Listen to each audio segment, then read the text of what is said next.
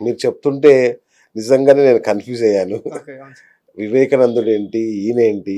ఆ! అవును సార్. యోగ వాసిష్టం ఏంటి? క్వాంటమ్ ఫిజిక్స్ ఏంటి? మీరు అవును సార్. మాట్లాడుతుంటే అంటే ఏదో ఊరికే కర్మ సిద్ధాంతం, అవును సార్. దాని పరిణామాలు ఇట్లేం చెప్పట్లా మీరు. అవును సార్. దీన్ని సైంటిఫిక్‌గా నేను ప్రూవ్ చేస్తానని ముందుకొచ్చారు. అవును సార్. సో, చాలా క్యూరియస్‌గా ఉన్నాను సార్ అవును నేను. సార్. అవును సో, సార్. ఏంటి అసలు అవును ఈ సార్. యొక్క సనాతన అంటే అది బౌద్ధం చెప్పొచ్చు, కరెక్ట్ ఖురాన్ సార్. చెప్పొచ్చు, కరెక్ట్ బైబిల్ సార్. చెప్పొచ్చు, భగవద్గీత చెప్పొచ్చు. అవును సార్. ఈ చెప్పిన వాటిని ప్రస్తుతం ఉన్న ఏదైతే అత్యంత ఆధునిక శాస్త్రాలు హ్మ్. క్వాంటమ్ ఫిజిక్స్ లాంటివి ఎలా సపోర్ట్ చేస్తున్నాయి? Perfect sir. Thank you. So, అంతకన్నా ముందు నాకు మీ అవకాశం ఇచ్చినందుకు మీకు చాలా చాలా థాంక్స్. సో, ముందుగా నాకు ధ్యానాన్ని, శాకాహారాన్ని పరిచయం చేసిన బ్రహ్మశ్రీ సుభాష్ పత్రిజీ గారికి నమస్కారాలు. నాకు ఈ సనాతన జ్ఞానాన్ని అందించిన రామ్‌తా, మాస్టర్ టీచర్ రామ్‌తా గారికి ప్రణామాలు. సో, మీరన్నట్లు సో, ఇప్పటి వరకు మన సనాతన జ్ఞానం తెలుసుకుంటా వచ్చాం. సనాతనం అంటే ఎప్పుడు నిత్యం అవ్వననేది, శాశ్వతమైనది అని అర్థం. సో, ఎప్పటినుంచో ఉన్నది. దానికి పురాతన కాదు. దానికి నాశనం లేనిది. సనాతనం, నూతనం. ఎప్పుడూ నూతనంగా ఉంటుంది. అంటే ఎప్పుడు దానికి యంగ్‌గా ఉంటది. శాశ్వతంగా ఉంటుంది అని అర్థం. సో, జ్ఞానము. సో, జ్ఞానం అంటే చూద్దాం. సో, ఏదైనా ఒకటి తెలుసుకుంటే ఇన్ఫర్మేషన్ అవుతుంది. ఆ ఇన్ఫర్మేషన్‌లోంచి డిస్టిల్డ్‌గా దాని సారాన్ని తీస్తే అది నాలెడ్జ్ అవుతది. ఆ నాలెడ్జ్‌ని మనం అర్థం చేసుకుంటే అది ఫిలాసఫీ అవుతది. ఆ ఫిలాసఫీని ఆచరణ చేస్తే అది మనకి ప్రజ్ఞగా, విజ్డమ్‌గా మారుతుంది. ఓహ్! ఓకే. ఓకే. సో, ఎలా పాలలోంచి వెన్న తీసేంత నెయ్యి తీసేంత వరకు చెప్పారు. Perfect sir. ఆ! ఎగ్జాక్ట్‌లీ. So, okay. పాలని మనం తోడేస్తాం. పెరుగవుతది. అవును. పెరుగు తర్వాత దాన్ని మజ్జిగ చేస్తాం. మజ్జిగలోంచి చిలికిన తర్వాత అది వెన్నొస్తుంది వెన్న. గదా! వెన్న జ్ఞానానికి సంకేతం. ఓకే. అందుకే కృష్ణుడు వెన్నను దొంగతనం చేశాడు. ఓహ్! అంటే ఎదుటి వాళ్ళ జ్ఞానాన్ని ఆయన ఎప్పుడు తీసుకుంటా ఉంటాడు. Okay. So, thoughts the symbolism. Very good catch. Okay. So, wonderful. So, అదొకటి. మీరన్నట్టు ఏన్షియంట్ విజ్డమ్ లేకపోతే ఏన్షియంట్ నాలెడ్జ్ తెలుసుకుందాం. అసలు సైన్స్. సైన్స్ అంటే ఏం చేస్తది? సైన్స్ ఎప్పుడు ఏం చేస్తదంటే ఏదైనా ఒక విషయాన్ని ఆర్డర్‌లో పెడుతుంది. అవును. ఆర్డర్‌లో పెట్టడం వల్ల ఏం చేస్తదంటే ఎవడు చేసినా ఆ ఆర్డర్‌లో చేసినప్పుడు అదే రిజల్ట్ వస్తుంది. దానికి సాక్ష్యాలు కూడా కావాలి. అంతే. ఇప్పుడు సోడియం ఆ! ప్లస్ క్లోరైడ్ వేస్తే సోడియం క్లోరైడ్ ఉప్పు తయారవుతుంది. అవును. సో, అది 100 మంది చేసినా, 1000 మంది చేసినా అదే వస్తది. వాడు సరిగ్గా చెప్పకపోతే కరెక్ట్. మారిపోవచ్చు తప్ప అది ఫిక్స్. అంటే సైన్స్ ఏం చేస్తుందంటే ఒక విషయాన్ని ఆర్డర్‌లో పెట్టి స్ట్రక్చర్‌లో పెట్టడం వల్ల అది ఎవరు ఎప్పుడు చేసినా అదే రిజల్ట్ వస్తుంది. కరెక్ట్. అంటే ఏన్షియంట్ విజ్డమ్‌ని మనం అది మ్యాటర్ లెవెల్‌లో ప్రూవ్ చేయాలంటే సైన్స్ హెల్ప్ కావాలి. ఓకే. సో, ఈ నాలెడ్జ్ నేను చూపిలేను. బట్ అప్లై చేసినప్పుడు వచ్చే రిజల్ట్స్‌ని I can show you in science. అంటే సైన్స్ ఏం చేస్తదంటే నాలెడ్జ్‌ని మనకు ప్రూవ్ చేస్తుంది. రైట్. అంతే కదా! సో, ఈ సైన్స్ ఎలా ప్రూవ్ చేస్తుందనేది మనకి రకరకాల సైన్స్ ఉన్నాయి. దాంట్లో మెయిన్‌గా మనకి క్వాంటమ్ ఫిజిక్స్ ఉంది, హ్మ్. న్యూరో సైన్స్ ఉంది, అవును. ఎపిజెనెటిక్స్ ఉంది. అవును. సో, అలాగా రకరకాల సైన్స్‌లో కూడా రకరకాల కరెక్ట్. విభాగాలు వచ్చాయి ఇప్పుడు. చాలా డెవలప్ అయ్యాయన్నమాట. అవును. మనకి ఎగ్జాంపుల్‌గా అంటే సముద్రాన్ని గనక మనం ఏన్షియంట్ విజ్డమ్‌తో పోల్చుకుంటే దాంట్లోంచి అల వస్తది కదా! అవును. అలానే మన సైన్స్ అనుకోవచ్చు. అంటే అంతే. ఆ! బా! సముద్రం లాంటి ఏన్షియంట్ విజ్డమ్‌ని దాంట్లో చాలానే మన సైన్స్‌గా అనుకోవచ్చు. పోల్చవచ్చు. Right. Right. Right. Wonderful. Wonderful. So, మీరు వివేకానందుడు ఎట్లయ్యారు? అంటే మీరు చూస్తే మీ థాట్స్ అన్నీ చాలా ఆధునికంగా ఉన్నాయి. హ్మ్. సడెన్‌గా నేను వివేకానందుడిని అంటే నాకు కొంచెం అవును సార్. హెసిటేటింగ్‌గా ఉంది నాకు. Correct sir. యాహ్! ఎవరికైనా క్వెషన్ వస్తది. సో, అవును. ఎందుకంటే సైన్స్‌లో ఉన్నప్పుడు గత జన్మలేంటి? అసలు ఇదేంటి? అసల వివేకానంద రిమూవ్ అవ్వటం ఏంటి? ఆయన చాలా ఇది కదా! అవును. సో, ఆయన మళ్ళీ పట్టడం ఏంటి? ఆయన దేవుడు కదా! లేకపోతే రకరకాలు కొలుస్తా ఉంటారు. భక్తులు అంటారు, పూజ అంటారు, రకరకాలు చేస్తా ఉంటారు. సో, నేను చెప్పాల్సిన విషయం ఏంటంటే ఒక చిన్న క్వెషన్ ఏస్తాను. సో, మీరు చిన్నప్పుడు ఎలా ఉన్నారు? చిన్నగా ఉన్నారు. చిన్నగా ఉన్నాం. ఆ మెమోరీస్ ఉన్నాయి. సో, మీరు ఒక 30 ఇయర్స్, 40 ఇయర్స్ వచ్చినాయనుకోండి. సో, చిన్నప్పటి మెమోరీస్ మీకు గుర్తున్నాయా? తక్కువ. తక్కువ. కాకపోతే ఫర్ ఎగ్జాంపుల్ ఒక మంచి మూవీ చూసినప్పుడు సడెన్‌గా స్ట్రైక్ అవుతది.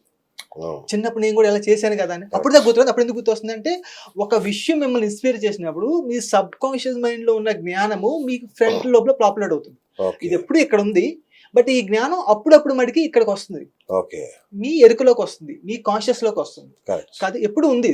అవును.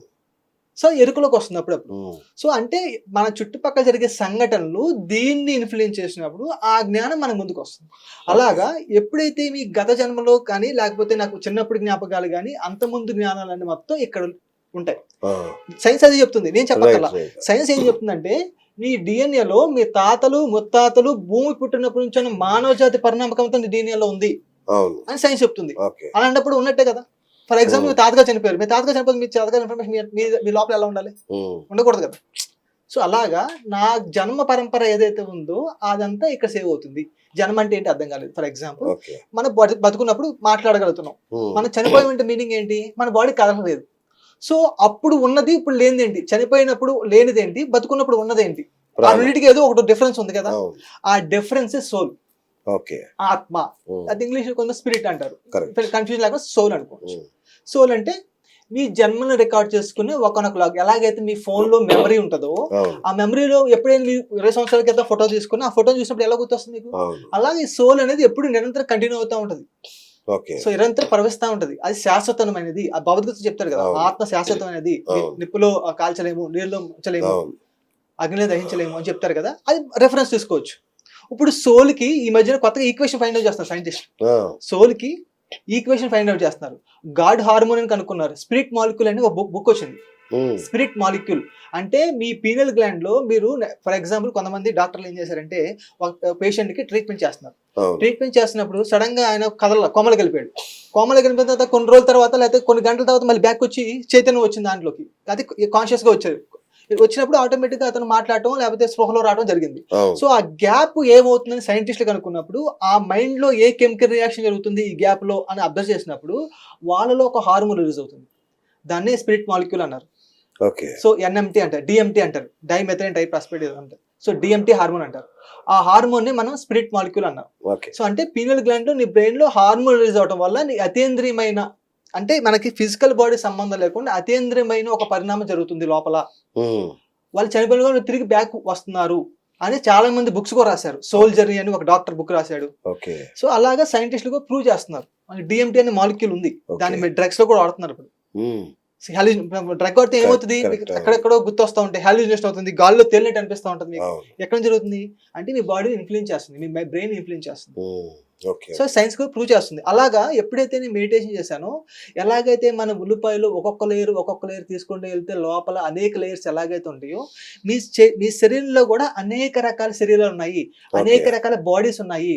దీన్ని ఫిజికల్ బాడీ అంటాం. మనకి ఆధునిక భాషలో లేకపోతే ఏన్షియంట్ విజ్డమ్ లో పంచకోశాలని చెప్పారు. అన్నమయ కోసం, ప్రాణమయ కోసం, మనోమయ కోసం, విజ్ఞానమయ కోసం, ఆనందమయ కోశం. కోశం అంటే లేయర్. విశ్లేషణ అంటాం కదా, విషయాన్ని శ్లేషించడం. శ్లేషం అంటే డివైడ్ చేయడం, పార్ట్స్.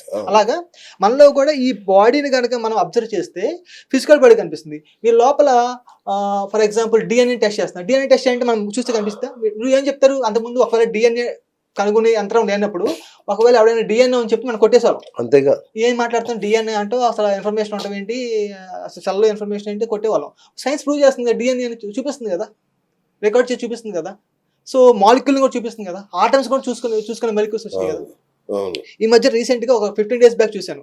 అంతకుముందు డాక్టర్ ఇంజెక్షన్ చేయాలంటే ఈ నరం కనిపించేది కాదు, నాకు కనిపిస్తుంది, కొంతమంది కనిపించదు. కనిపిపోతే ఎప్పుడైతే ఇన్ఫ్రారెడ్ రేస్ కనుక దీని మీద పాస్ చేస్తే ఈ పచ్చగా కనిపించేస్తుంది. అప్పుడు కట్ట గుచ్చుతున్నారు, ఇంజెక్షన్ చేస్తున్నారు. అవునా? అంతే కదా. ఇప్పుడు టెంపరేచర్ దగ్గర పట్టుకొని చూసారు, ఇప్పుడు ఎలా వస్తుంది, ఇన్ఫ్రారెడ్ మిషన్ పెడితే టెంపరేచర్ తెలిసిపోతుంది. ఓకే. సో అలాగే ఎప్పుడైతే సైన్స్ అడ్వాన్స్మెంట్ పెరిగే కొద్దీ, మన బుద్ధి పెరిగే కొద్దీ, మన అండర్స్టాండింగ్ పెరిగే కొద్దీ, మన లోపల ఉన్న చైతన్యాన్ని మనం అబ్జర్వ్ చేయడం మొదలు పెట్టాం. ఓకే. అందుకే వేదాలు ఏం చెప్పారంటే పూర్ణమిదం పూర్ణాత్ పూర్ణము వచ్చేస్తాయి, పూర్ణస్య పూర్ణమాదాయ పూర్ణమేవ కరిష్యతి. అంటే పూర్ణం నుంచి పూర్ణం వచ్చినది. బయట ఏదైతే యూనివర్స్ ఉన్నదో ఆ యూనివర్స్ నీ అంతరంగంలోనే ఉన్నది. ఓకే. బయట ఏదైతే గ్రహాలు ఉన్నాయో గ్రహాల యొక్క లోపల నీ బాడీలో ఉన్నాయి. సో మనసుకి ఫర్ ఎగ్జాంపుల్ మనకి పౌర్ణమి వచ్చినప్పుడు నీ మీద ఇన్ఫ్లుయెన్స్ ఎందుకు చూపిస్తుంది, మనకి ఆ సముద్రంలో ఆటుపోట్లు ఎందుకు వస్తున్నాయి, ఆ ఇన్ఫ్లుయెన్స్ మన మీద ఉంది. మీరు లేదంటారా, ప్రూవ్ చేద్దాం. ఫర్ ఎగ్జాంపుల్ సన్ను మార్నింగ్ ఉన్నాడు, ఎండ తక్కువ ఉంటుంది, మధ్యాహ్నం ఉన్నాడు, ఎండ ఎక్కువ ఉంటుంది. ఎందుకు ఉంటుంది, ఎందుకంటే మీ భూమి దగ్గరకు వస్తుంది, మీ భూమి సూర్యుడి దగ్గరికి వెళ్తుంది, అంతే కదా. సో అలాగా ప్రతి సూర్యుడు యొక్క ఇన్ఫ్లుయెన్స్ మీ మీద ఉంది. సూర్యుడి వల్ల మీకు డి విటమిన్ వస్తుంది. ఆ డి విటమిన్ ఉంటేనే కాల్షియం, ఫాస్ఫరస్ బాడీ అబ్జర్వ్ చేసుకుంటుంది. అందుకే దాన్ని న్యూరో సైన్స్ లో లేకపోతే మనకి ఆస్ట్రాలజీ ఏం చెప్పారు, సూర్యుడు ఆరోగ్యానికి అధిపతి అని చెప్పారు. ఎందుకంటే నీ ప్రతి బాడీ కూడా కాల్షియంతో తరవాలి. ఈ బాడీ ప్రతి కాల్షియంతో తయారవుతుంది. ఈ ఎముక మధ్య అన్నింటిలో కాల్షియం ఉంటుంది. కాల్షియం ఉంటే పటిష్టంగా ఉంటాం. ఆ కాల్షియం బాడీ అబ్జర్వ్ చేసుకోవాలంటే డి విటమిన్ సహాయం కావాలి. డి విటమిన్ ఎలా వస్తుంది, సూర్యుల్లో ఉంచిన అల్ట్రావైలెట్ బి, కింద ఉన్న ఫ్యాట్, ఈ రెండు కలిసి డి విటమిన్ తయారు చేసుకుంటుంది. అందుకే ఎండలో కూర్చొని పని చేయమంటారు. లేకపోతే చిన్నపిల్లలు ఎవరైనా జాండీస్ వచ్చినా ఎండలో కూర్చోబెడుతున్నారు. ఎందుకంటే ఆ జాండీస్లో ఎప్పుడైతే సూర్యుడిని కూర్చోబెట్టినప్పుడు ఆ సూర్యుడు నుంచి వచ్చే కాంతి ఏం చేస్తుందంటే ఆ పిల్లవాడికి అందినప్పుడు ఆ డి విటమిన్ ఆ పిల్లవాడి పొంది ఆటోమేటిక్గా అది క్యూర్ అవుతుంది. ఇప్పుడు ఎలాగైతే క్యాన్సర్ వచ్చిన వాడికి కీమోథెరపీ చేస్తున్నారు, అవును ఎక్స్రేస్, అల్ట్రావైలెట్ రేస్ పంపించి ఆ పార్ట్ ని సెల్స్ ని డ్యామేజ్ చేస్తున్నారు. అవును మన అదృష్టవశాత్తు ఏం అవుతుందంటే ఆ డ్యామేజ్ తో అనవసరంగా పనికొచ్చేవి కూడా డ్యామేజ్ అవుతున్నాయి. అది వేరే విషయం. కరెక్ట్ అవును సో